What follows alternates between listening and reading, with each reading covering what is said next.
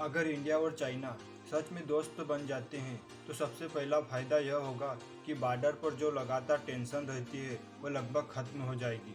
सोचिए, टिकटॉक और पबजी जैसे ऐप्स भी फिर से इंडिया में वापसी कर सकते हैं। लेकिन कहानी इतनी आसान भी नहीं है। इंडिया चाइना की दोस्ती से वेस्टर्न पावर यानी अमेरिका और उसके साथी देशों को जरूर तकलीफ होगी।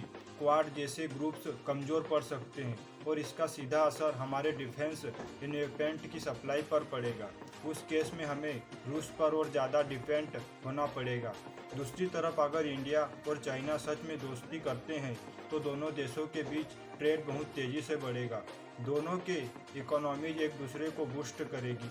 नो थ्रेट का मतलब यह होगा कि इंडिया को अपनी डिफेंस स्पेंडिंग घटाने का मौका मिलेगा और हम ज़्यादा ध्यान इंटरनल डेवलपमेंट पर लगा पाएंगे। लेकिन इसका डाउन साइड भी है।